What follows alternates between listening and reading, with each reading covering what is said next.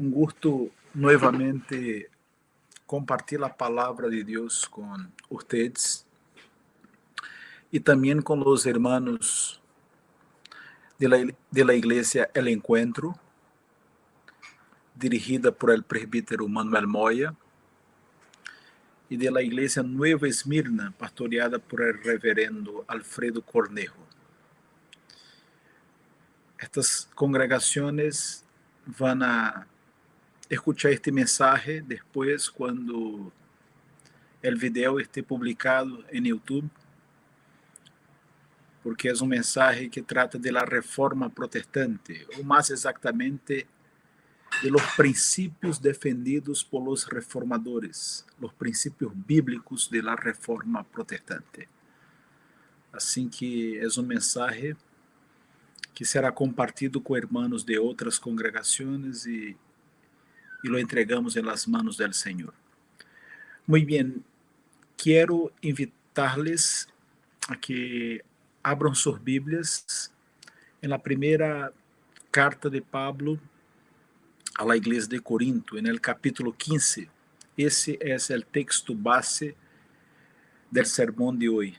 Primera carta a los Corintios, capítulo 15, del versículo 1 al versículo 19 y después los versículos 57 y 58.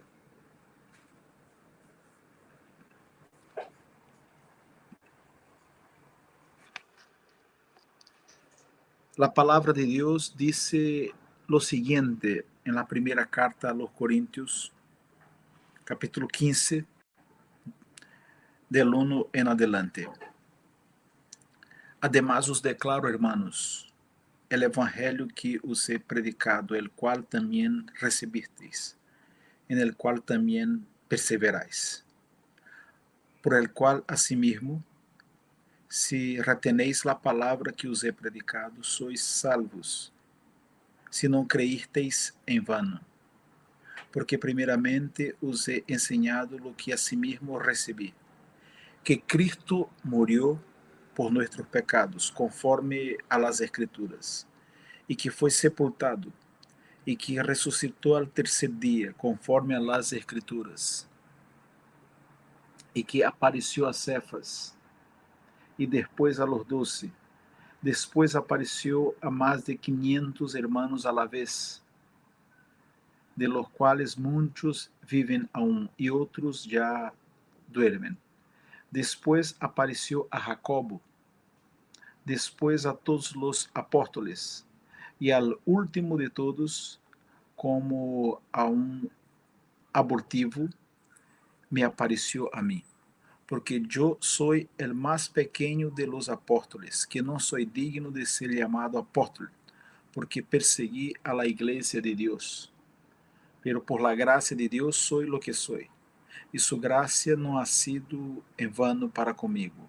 Antes he trabajado más que todos ellos, pero no yo, sino la gracia de Dios conmigo. Porque o sea yo, o sean ellos, así predicamos y así habéis creído. Pero si se predica de Cristo que resucitó de los muertos, ¿cómo dicen algunos entre vosotros que no hay resurrección de muertos? Porque si no hay resurrección de muertos, tampoco Cristo resucitó. Y si Cristo no resucitó, vana es entonces nuestra predicación, vana también vuestra fe. Y somos hallados falsos testigos de Dios, porque hemos testificado de Dios que Él resucitó a Cristo, al cual no resucitó. Si en verdad los muertos no resucitan. Porque si los muertos no resucitan, tampoco Cristo resucitó. Y si Cristo no resucitó, vuestra fe es vana. Aún estáis en vuestros pecados. Entonces también los que durmieron en Cristo perecieron. Si en esta vida solamente esperamos en Cristo, somos los más dignos de conmiseración de todos los hombres. Versículos 57 y 58. Mas gracias sean dadas a Dios, que nos da la victoria por medio de de nuestro Señor Jesucristo. Así que, hermanos, meus amados, estad firmes y constantes y creciendo en la obra del Señor, siempre, sabiendo que vuestro trabajo en el Señor no es en vano. Vamos a orar, mis hermanos, y rogar la bendición del Señor sobre nuestras vidas. Amén. Oremos. Padre, ayúdanos a compreender tu palavra.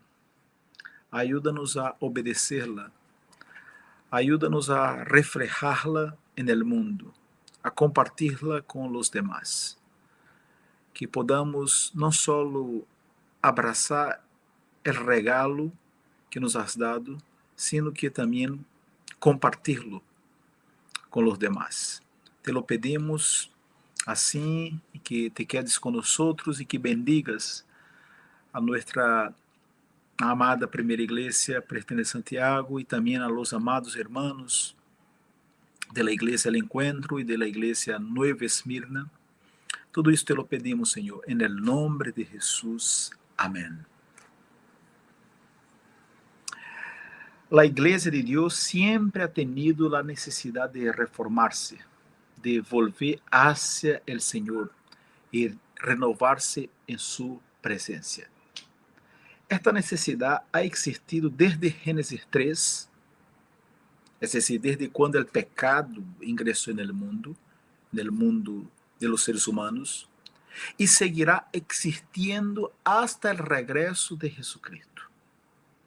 Insisto, la reforma es una necesidad constante. Reforma es sinónimo de avivamiento. Por ejemplo, del punto de vista espiritual, una persona avivada es una persona despierta.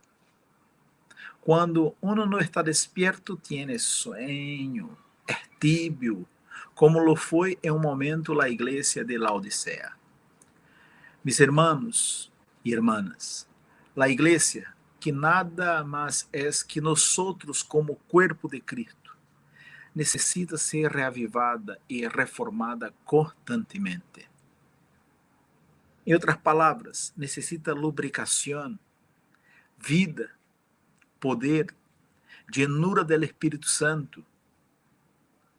Ojo, isso não é ser pentecostal. Não, isso é ser verdadeiramente reformado. Nós, cristianos, somos a igreja. Nós diariamente necessitamos convertir-nos, é decir, volver-nos hacia el Senhor, santificar nossa mente e consagrar-lhe nosso ser. A palavra de Deus é clara em Romanos capítulo 12, versículo 2. Não os conformeis a este ciclo, sino transformaos por meio de la renovação de vuestro entendimiento, para que comproveis qual seja a buena voluntade de Deus, agradável e perfeita. Fíjense que Pablo habla de transformação, sino transformaos por meio de la renovação de vuestro entendimiento.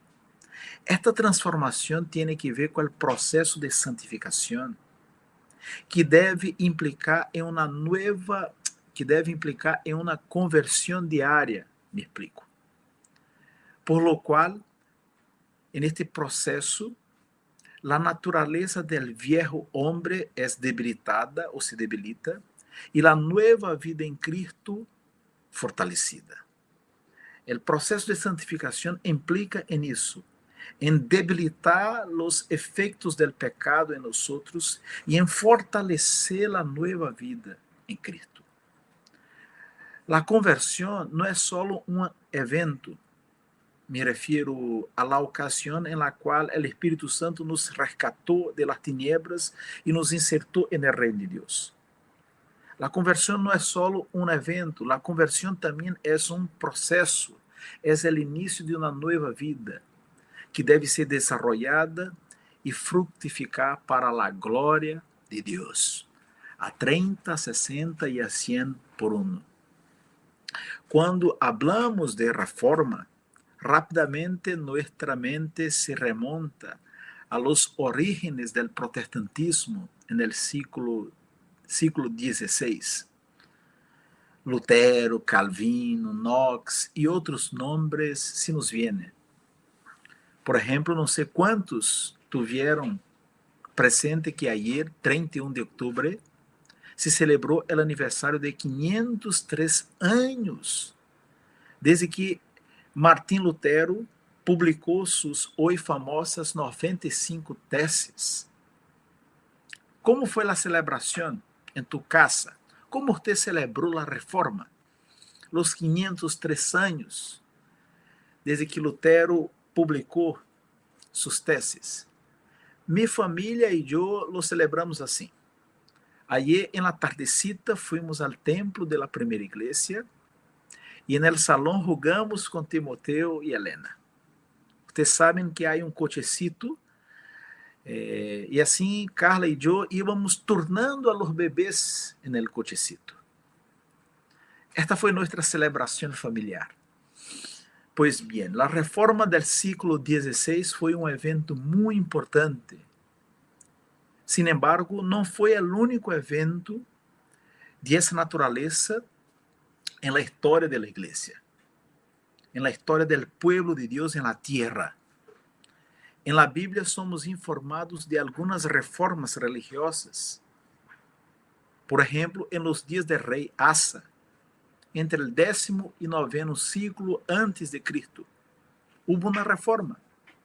También somos informados de que hubo una reforma en los tiempos del rey Ezequías, 8º siglo antes de Cristo.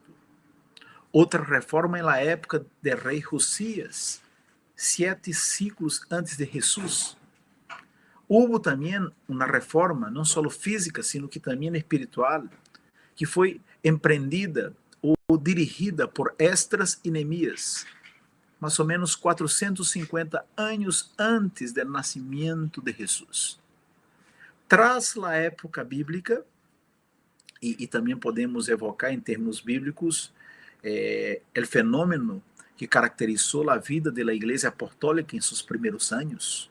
Hubo un avivamiento, hubo una reforma, una restauración de la palabra de Dios en el corazón de los creyentes. Y tras la época bíblica, o sea, cuando ya estamos hablando de la historia de la iglesia cristiana, hubo otros momentos en los cuales se dio una reforma y un avivamiento. Durante la Edad Medieval, hubo lo que algunos historiadores nombran de pré-reforma. Por ejemplo, en el siglo XII existieron los valdenses, los discípulos del francés Pedro Valdo, que llevaron a cabo muchos de los principios bíblicos.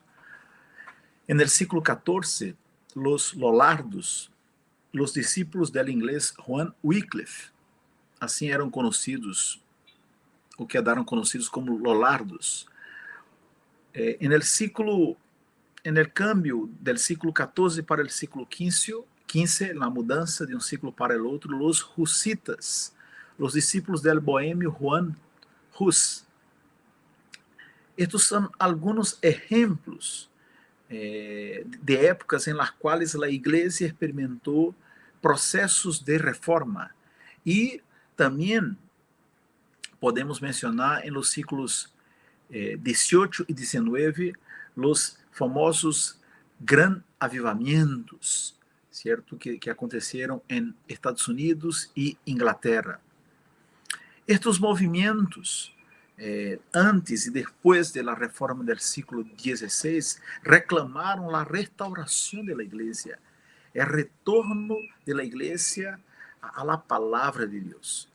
Pero fue en el siglo XVI que Dios proveyó las mejores condiciones para una reforma de grandes consecuencias. A la sazón, Dios despertó hombres y mujeres que desafiaron reinos y al Papa por amor a Cristo. Aunque existan muchas diferencias de orden política, social, cultural y mismo religiosa entre las diferentes expresiones o ramas de la reforma del siglo XVI, existen algunos principios que estuvieron presentes en el mensaje de todos aquellos que abrazaron la reforma. Dichos principios son conocidos como las solas de la reforma protestante. Las solas de la reforma protestante. Pastor, ¿qué cosa es esta? Las solas de la reforma protestante. Es lo que vamos a ver a continuación. El capítulo 15 de la primera carta de Pablo a la iglesia de Corinto nos entrega la respuesta, nos informa, nos contesta sobre la naturaleza de estas solas o de estos princípios. Antes de ubicar y comentar cada principio en este capítulo 15 de la primera carta a los Corintios, hay que tener presente que la iglesia de Corinto necesitaba urgentemente ser reformada, ser corregida. Por ejemplo, en los capítulos 1 y 3, Pablo menciona un problema social, partidos, divisiones en la iglesia de Corinto, a punto de utilizar palavras muy duras, de maneira que eu, hermanos, não pude hablarlos como a espirituales, sino como a carnales, como a niños em Cristo. En el capítulo 5, Pablo menciona não um problema social propriamente tal, sino um problema moral, porque um homem estava tendo relações sexuales com a madre de seu padre. Este hecho era de conhecimento público, a igreja lo sabia e este homem não havia sido disciplinado, repreendido. En el capítulo 6, Pablo menciona um problema de testemunho. Hermanos tinham aí um tema, estavam em desacordo e haviam recorrido, haviam apelado ao tribunal secular, a las autoridades de la ciudad. E Pablo los repreende, porque não tinham a madurez para resolver um problema dentro da igreja e estavam levando um problema para os que não formavam parte da igreja.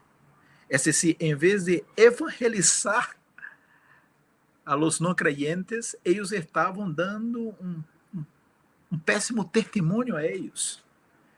Em los capítulos 11, 12 e 14, Pablo menciona uma série de problemas que têm que ver com a celebração, com o culto realizado por la igreja de Corinto. E os problemas que Pablo menciona, que têm que ver com o culto, tinham que ver com a posição de la mulher em las reuniões, ou o rol de las mujeres en las reuniones. La Santa Cena, havia desordem, havia imadurez quando os cristianos se reuniam para celebrar a cena. Alguns comiam demasiado, outros se quedavam ébrios durante a Santa Cena. Por supuesto que a Santa Cena, na época apostólica, era bastante diferente de la que realizamos hoje dia. Não se regalava uma copita de vinho e um trocito de pão, não, era um ágape. Segundo alguns estudiosos, as famílias levavam cada um prato, um tipo de comida, e havia uma espécie de comida, de comunhão em torno à la mesa, e a Santa Cena tinha este rasgo de celebração comunitária em torno à la mesa. E também Paulo menciona a imadurez em relação ao uso de los dones espirituales, a la manifestação de los dones espirituales. Então, não havia ordem, não havia decência, de tal maneira que Paulo termina o capítulo 14 dizendo: pero hágase todo decentemente e com ordem. E por que Paulo lo disse? Porque não havia ordem, não havia decência. E como se tudo isso não fosse suficiente, problema social, moral, problema de testemunho, problema em la celebração do culto, o capítulo 15 menciona um problema mais grave todavia. Um sério problema doutrinário, porque alguns estavam diciendo, por creer em uma herejía, por creer em um erro, estavam afirmando que os muertos não ressuscitam. E Pablo demuestra a implicação de esta herejía. Pablo diz: mira, se os muertos não ressuscitam, Cristo não ressuscitou. E se Cristo não ressuscitou, nós somos uns tontos. Nós somos mentirosos. É vana nossa predicação, é vana vuestra fé. Estamos acá perdendo tempo. Somos falsos testigos, somos mentirosos porque hemos anunciado coisas que não han acontecido. Então, havia uma séria ameaça no seno da igreja de Corinto, um problema doutrinário. E para corrigir o problema doutrinário e evitar que uma herejia fosse promovida na igreja, Pablo hace hincapié de verdades muito valiosas, verdades que nos sirven para ilustrar as solas de la reforma protestante. Foram 5 las solas de la reforma protestante, es decir, 5 los princípios mais conhecidos, mais famosos, que estuvieron presentes en el mensaje de los reformadores, aunque solamente aparecieron citados en un libro hace poco, hace más o menos 55 años. Foi no ano 1965 que um autor los nombrou por primeira vez, certo? Sola Escritura, Solus Christus, Sola Gratia, Sola Fide e Sola Deo Glória. Foi somente em 1965 que um autor los mencionou todos a la vez em um texto. Pero estes 5 princípios, estas 5 solas, foram bastante defendidas no século XVI e também antes do século XVI e depois, pero foram como a bandeira de los reformadores. Quais são estas solas? Quais são estes princípios? O primeiro de ellos é sola escritura. O que significa isso, pastor? Solamente a escritura, solamente a Bíblia. Fíjense en el versículo 3, segunda parte, que Cristo murió por nuestros pecados conforme a las escrituras. Também en el versículo 4, e que foi sepultado e que ressuscitou al tercer dia conforme a las escrituras. La reforma del siglo XVI restaurou el lugar de la Bíblia en la vida de la iglesia. Si usted hoy, como yo, puede ler la palabra de Deus em sua língua, em seu idioma, agradezca a Deus por la labor de los reformadores. La Bíblia, a la sazón, estava em latim. La gente não sabia, a população, certo? Não sabia latim. Solamente el clero, solamente os sacerdotes, os líderes da igreja podiam ler a Bíblia.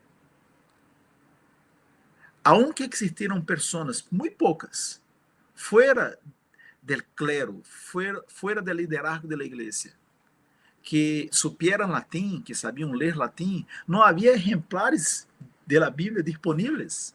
As cópias da escritura em latim estavam nas bibliotecas de los monastérios.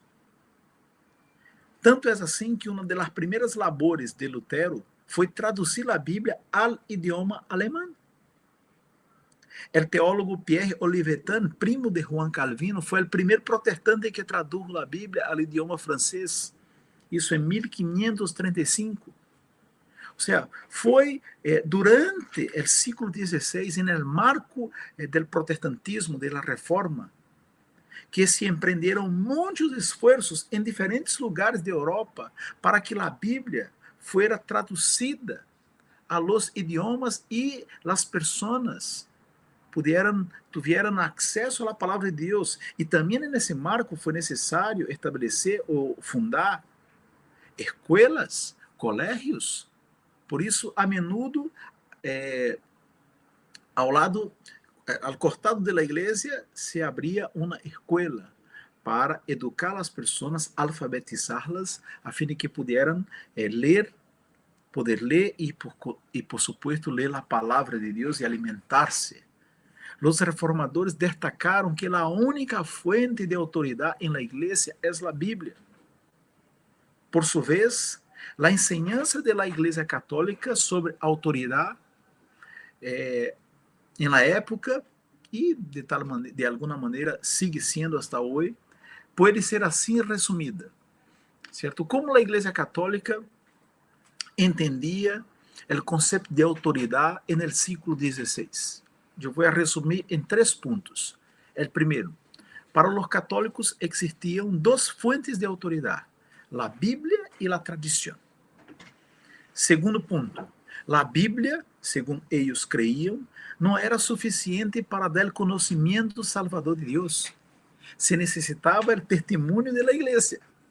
É decir, a Bíblia deveria ser interpretada e explicada por la igreja, es decir, por el clero. Terceiro ponto, por encima da autoridade da escritura e da tradição está a autoridade da igreja em la persona del Papa, quem é infalível e é quem, segundo os católicos, a fim de contas, define a doutrina. Os reformadores disseram, não, não é assim. A única regra de fé e prática é a Bíblia, cuja autoridade não depende de homens, não depende de qualquer instituição, não depende da igreja. A Bíblia é a palavra de Deus e quando Deus habla, nos callamos. Como diz o salmista, a lei del Senhor é perfeita, que convierte el alma. Então, solamente a escritura é a autoridade da igreja. Não a tradição, não as costumbres. Não os hábitos de meu abuelo. Porque sempre se hizo assim. Não, para nada. Solamente o que tem fundamento bíblico. E é claro, e se pode aprender, ver claramente na Bíblia. As doutrinas fundamentais e o que é necessário para a vida da igreja está suficientemente claro na palavra de Deus. Muito bem. Há um segundo princípio. Solos Cristos. Es decir, solamente Cristo é Salvador. Además de solamente a Escritura, solamente Cristo é Salvador. Como eles defenderam que a única autoridade em la igreja é a Bíblia, certo? Obviamente que quando uno se empapa de la Bíblia, no Antigo Testamento e no Novo Testamento, uno encontra aqui a Jesucristo, al Hijo de Deus, al Salvador del mundo, al Cordeiro de Deus que quita o pecado del mundo, al buen pastor. Os reformadores defenderam que Cristo é o único mediador entre Deus e os seres humanos. Não é a igreja, não é o Papa, não é o cura, não é o pastor. Não é mi papá, não é mi hermano, não é a professora da escola bíblica. Solamente Jesucristo é Salvador e, por ende, é o único, não há outro mediador entre o Senhor e os seres humanos. Mientras a Igreja Católica mantuvo que há um purgatório, é decir, um lugar de purificação, e as almas que são detenidas allí são ajudadas por las orações intercesoras de las personas, de los feligreses. Ou decía, los santos devem ser invocados e venerados, e que suas relíquias, seus objetos sagrados, el clavo que supuestamente estuvo en la mano de Jesús, um troço de la cruz, ou la roupa de Juan Bautista, por assim decirlo. Estas relíquias, estes objetos sagrados, el aro que Maria usou, não sei se havia aro na época, ok? Pero um exemplo, isso é sagrado e a gente passava a orar, a rezar, a devotar, a manifestar reverência por el clavo, por el halo, por el aro, por el diente, por el hilo de cabello, hermano, sinceramente. Isso é mera tradição humana. Do ponto de vista espiritual, sem querer ofender a nadie, isso é basura, irmãos. Não necessitamos de seres humanos, não necessitamos de santos, não necessitamos de relíquias, não necessitamos del templo, necessitamos solamente de Cristo e de sua palavra, que é o Evangelho. El mensaje de la reforma es que la salvación es solamente a través de la obra de Cristo. Juan Calvino afirmou: intervino Cristo e intercediendo por nosotros tomou sobre sus espaldas la pena e pagou todo lo que los pecadores haviam de pagar por justo juízo de Deus, que expiou com su sangue todos os pecados que eram causa de la enemistad entre Deus e los hombres, que com esta expiação se satisfizo al Padre e se aplacou sua ira, que Ele é o fundamento de la paz entre Deus e nós, que não podemos albergar sentimento alguno de sua benevolência e amor paterno hacia nós, sino em Jesucristo. Por lo tanto, solamente Cristo é Salvador. Terceiro princípio, já hemos visto, solamente a Escritura é a fuente de autoridade. Solamente Cristo é o Salvador, o mediador entre Deus e os homens. Terceiro princípio, terceira sola gratia, es decir, solamente la gracia. La gracia é o contrário a salário ou compensação. Qualquer coisa que uma pessoa merezca ou se haya ganado por seu mérito ou esforço é compensação. Pero la gracia não tem que ver nada com méritos personais. Porque não existe ser humano que pode pagar, que pode comprar, que pode obter por seu próprio esforço ou por el esforço de toda a humanidade a justiça e a misericórdia de Deus. Não há como obter o favor de Deus por esforço nosso. A graça hace com que uno haga la oração del publicano: Deus, se propício a mim, pecador. La graça quita la vanidade, la soberbia, el orgullo. La gracia solo la puede disfrutar gente que reconoce su miseria, que reconoce su pecado, que reconoce su indignidad. Por isso, Deus resiste a los soberbios.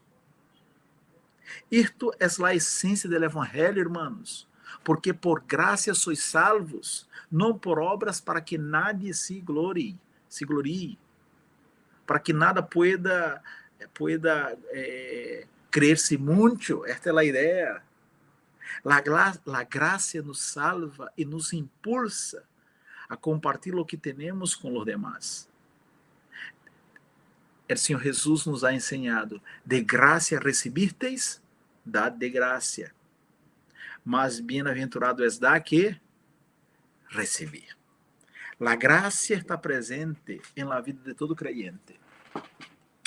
Houve um pastor presbiteriano de Estados Unidos, Benjamin Warfield, que dizia que todos os cristianos, quando estão de rodillas, são calvinistas, reconhecem a graça de Deus, porque quando uno dobla sua rodilla, quando uno se põe em la presença de Deus de maneira humilde, é porque reconhece que não é capaz de resolver y de salvarse en relación a los muchos peligros y necesidades o desafíos y pruebas que la vida se nos impone. Justamente por reconocer que solamente la gracia, né? que solamente la gracia é que nos salva, é que existem vários himnos que são cantados por los protestantes. Há um que habla, que diz maravilhosa gracia vino Jesús a dar. Depois vocês podem pedir para que hermano, ou Paulina, ou outro, pueda cantar a vocês. Eu les quero muito, assim que não vou a cantar este himno, pero vou a ler um trocito, uma parte del himno. Maravilhosa gracia vino Jesús a dar, más alta que los cielos, más honda que la mar, más grande que mis culpas, clavadas en la cruz, es la maravillosa gracia de Jesús.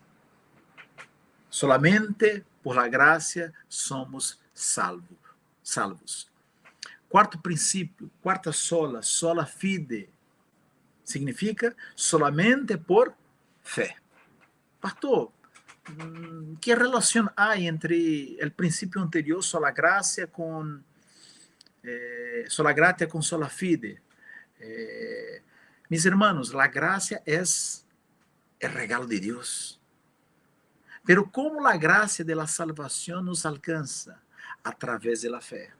La fe es el medio, es el instrumento, es el puente entre la gracia o entre Dios y nosotros. O sea, es la forma a través de la cual, es el medio a través del cual nos apropiamos del regalo del Señor. Por isso somos justificados por la fe independiente de las obras. Porque não há obras que podamos realizar que cambiem nossa condição de pecadores ante Deus. Deus, por sua graça, dá fé ao pecador para crer em Cristo e ser salvo. Essa fé é o meio. Nadie nasce salvo. Não, pero mi abuelo já era creyente. Mi bisa já formava parte da igreja presbiteriana, o bautista, ou Assembleia de Deus, o metodista pentecostal. Eu sou descendiente de David Trumbull, eu sou descendiente de Lutero, de Calvino, de Pablo. Hermanos, nadie nasce salvo. Nadie hereda a salvação, nem nadie pode salvar-se a si mesmo ou salvar a outros. Solo a fé, que é um regalo de Deus, não é producida por el hombre. Solo a fé pode conduzir a la salvação, e essa fé é em Cristo. Não é fé em la fé. É porque eu tenho fé, pensamento positivo. Porque eu tenho fé, tudo me vai bem hoje. Não, hermanos. Essa fé é em Cristo, e essa fé nos é dada por graça, é um regalo. E a fé, diz a Bíblia, vem por ouvir a palavra de Deus. Fíjense como estes elementos, estes princípios estão conectados. A Bíblia é a única fonte de autoridade. A Bíblia é o remédio de Deus. A Bíblia é a enseñança do Senhor para minha vida. Em la Bíblia eu encontro a quem? A Cristo, a Jesus, al Salvador. E Cristo é um regalo de Deus para mim. É um regalo de Deus para a humanidade. Cristo é o bom pastor. E Cristo é a mais hermosa e plena manifestação e encarnação da graça de Deus. Pero solamente puedo aceitar a Cristo por meio, através da fé. Esta fé é produzida por el Espírito Santo. Não é algo que nós outros manejamos ou produzimos. Este foi o aspecto crucial da reforma protestante. Martim Lutero foi liberado de seus tormentos de consciência quando estava no convento, onde se autolacerava buscando justificação por seu próprio esforço, se autoflagelando, se autodisciplinando, se automartirizando. em vano buscou justificar-se, buscou ser aceptado delante de Deus por seus próprios esforços. Pero quando leyó a palavra de Deus, mais especificamente Romanos 1:17, que afirma: "El justo por la fe vivirá", Lutero desistiu de seus próprios esforços e descansou no sentido de confiar solamente em Cristo Jesus. A Confissão de Fé de Westminster, que é um livro doutrinário que nos ajuda a entender melhor a Escritura, diz: "La fé assim recebida e reposada em Cristo e sua justiça é o único instrumento de justificação, aunque esta não atua sola em la persona justificada, sino que está sempre acompanhada de todas as demás graças salvíficas, não sendo uma fé muerta, sino mais bem uma fé que obra por el amor." Muito bem, hemos visto já 4 princípios. Solamente a Escritura é a fuente de autoridade, ¿cierto? Solamente Cristo é el Salvador. Solamente la gracia ou por la gracia somos salvos. E esta gracia chega a nosotros através e solamente por fé, que é um regalo del Senhor, que é producida por el Espírito Santo. Portanto, não nos resta, irmãos e irmãs, outra coisa sino dizer: só lhe deu glória. Solamente a Deus la glória. A ti la glória, Senhor, não a nós outros. Usamos a frase "a Deus la glória" com tanta frequência que esta frase tende a perder sua força, tende a ser banalizada. Pero essa glória, a glória de Deus, como o sol, não é menos ardiente, nem menos beneficiosa, porque a gente la ignora. Sin embargo, Deus odia que lo ignorem. En el Salmo 50, versículo 22, lemos: "Entended ahora esto, los que os olvidais de Deus, não seja que os despedace e não haya quien os livre." Então, mis hermanos e hermanas, centrémonos nuevamente en la gloria de Deus. ¿Qué es la gloria de Dios y qué importancia tiene para nosotros? La gloria de Dios es la santidad del Señor, es la santidad del propio Dios puesta en exhibición. En otras palabras, es el valor infinito de Dios manifestado. Notem como Isaías, en el capítulo 6 de su livro, cambia de santo a glória. Diz o texto bíblico, Isaías 6, versículo 3. "E el uno al outro dava vozes, dizendo: Santo, Santo, Santo, Jeová de los ejércitos. Toda a terra está llena de su glória." Es decir, los ángeles diziam: Santo, Santo, Santo, Jeová de los ejércitos. E esta santidade de Deus llenava a terra de sua glória.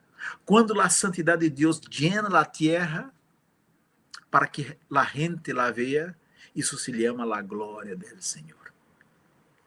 O significado básico de santo é separado de lo ordinário, separado de lo comum.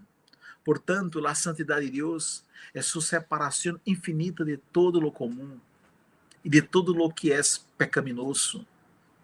Isso é lo que lo convierte em el único infinito.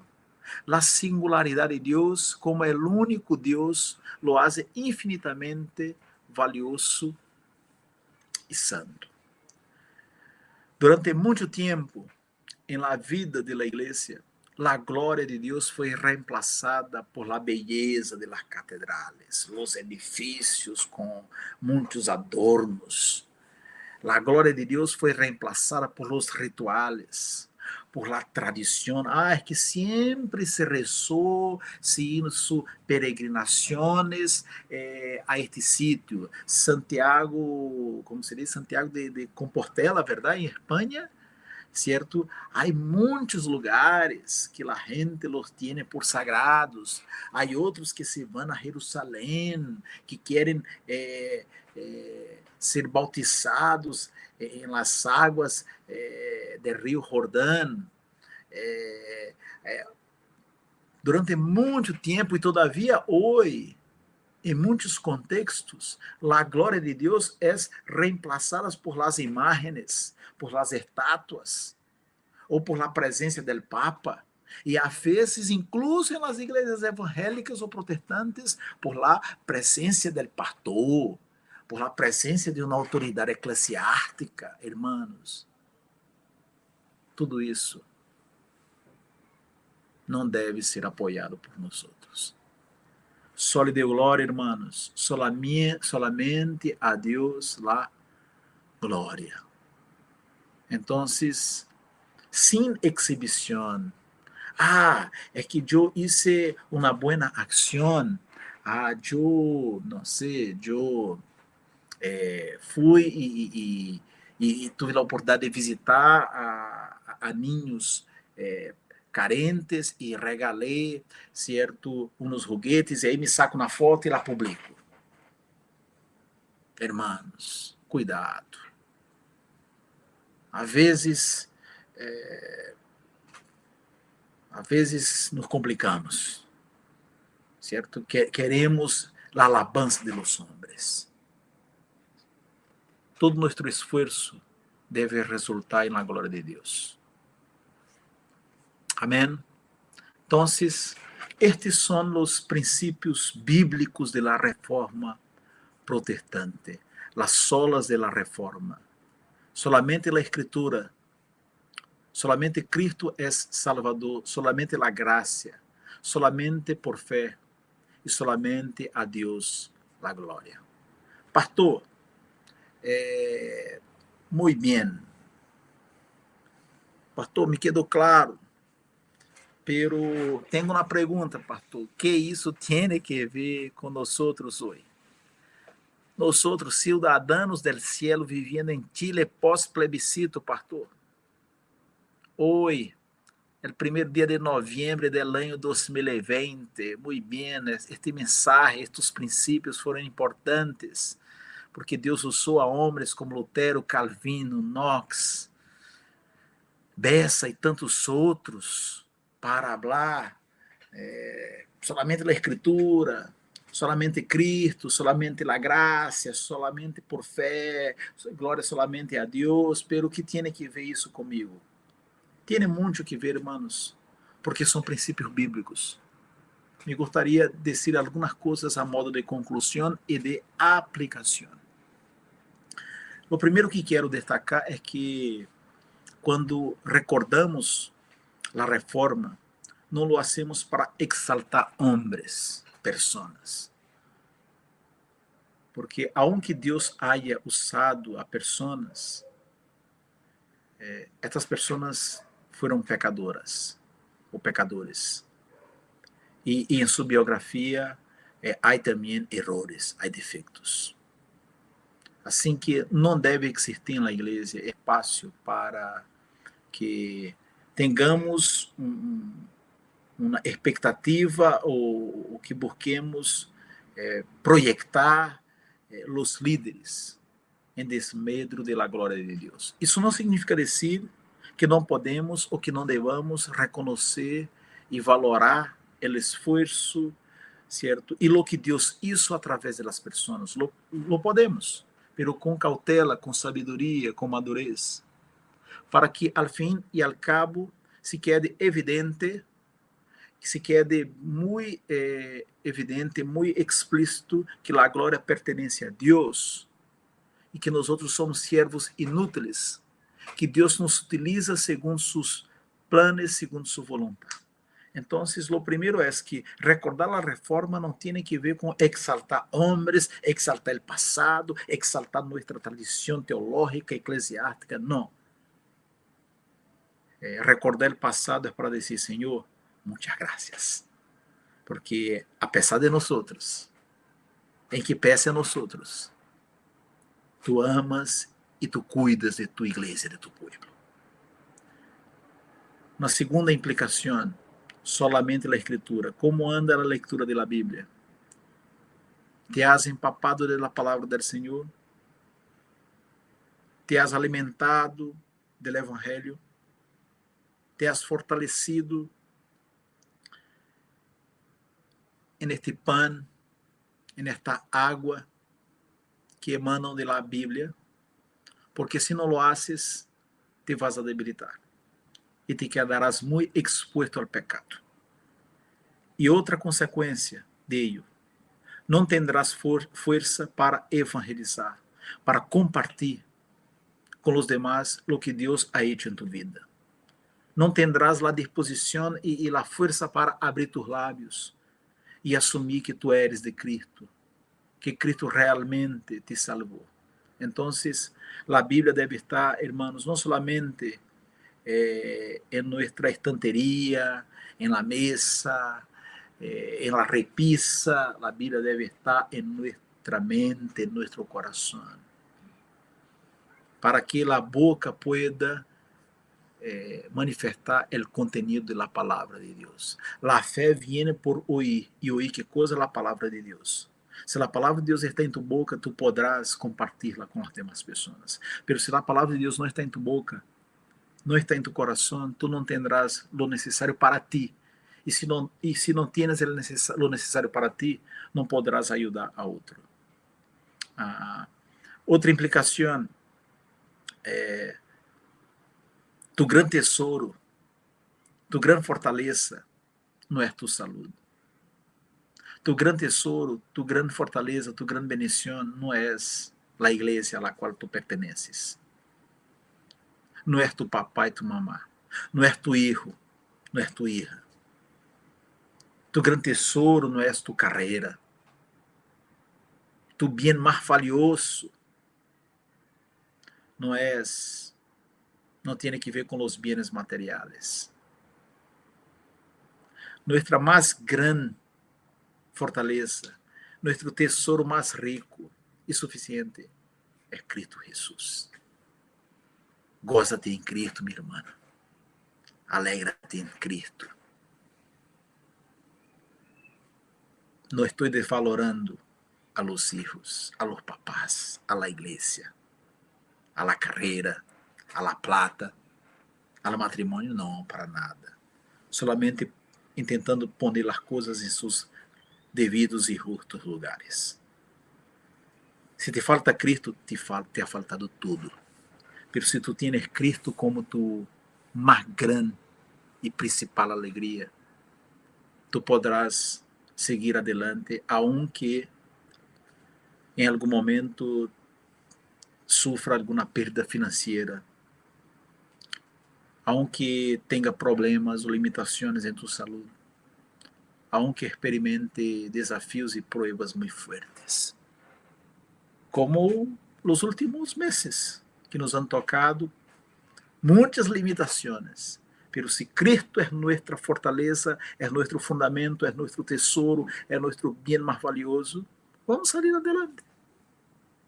Porque Cristo é nosso Senhor e Salvador. Muito bem, meus irmãos, para terminar, suele passar que entre os reformados, os calvinistas, os presbiterianos, les gusta muito teologia, ou história da igreja, certo? Lhes gusta muito as charlas, as conferências, ou como lhes gusta as conferências, as publicações, os livros, as discussões, pero não sempre este interesse que é bueno é acompanhado da prática de vida, do testemunho, da evangelização.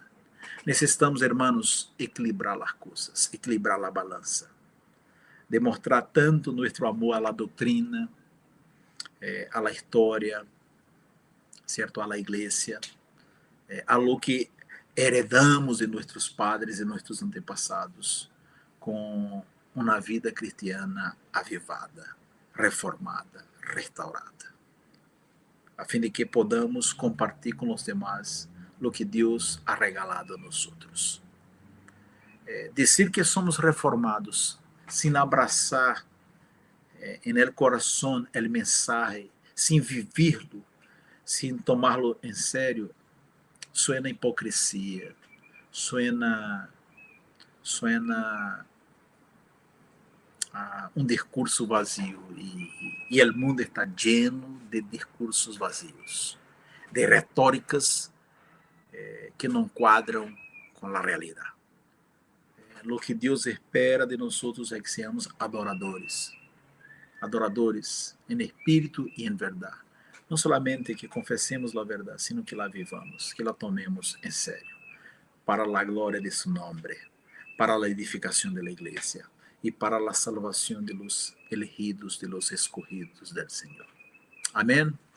Oremos. Senhor, a ti la glória. A ti la gloria, solamente a ti la gloria. La gloria por la salvación, la gloria a ti, oh Dios, por la iglesia, la gloria por el perdón de pecados, de nuestros pecados. Senhor, ayúdanos a ser fieles a tu palabra, a los principios que guiaron a los reformadores, principios que são tuyos, a defender não somente com os lábios, sino com a vida, que solamente a Escritura é fuente de autoridade, que solamente Cristo é Salvador, que solamente por graça somos salvos, que solamente por fé nos apropriamos de la salvação de tu graça e que a glória solamente pertenece a ti. Senhor, bendice a todas as pessoas que estão escutando ou que escucharão este mensagem. Que tu Espírito, ó Deus, use tu palavra que foi leída e explicada para produzir os efeitos que tu queres, Senhor. Bendice a los enfermos, a los abatidos, a los necessitados, a aqueles e aquelas que necessitam de uma porção especial de tu graça, Senhor, que estão enfrentando desafios e dramas muito fortes. Bendícelo, Senhor. E também usa a nós como família de la fé para que nos ajudemos mutuamente. Quédate com nós, Senhor, neste dia e nesta nova semana. Que a graça de Jesus, o amor de Deus, o Padre, e a consolação do Espírito Santo estén com todos vocês, hermanos e hermanas, hoje e sempre. Amém. Amém.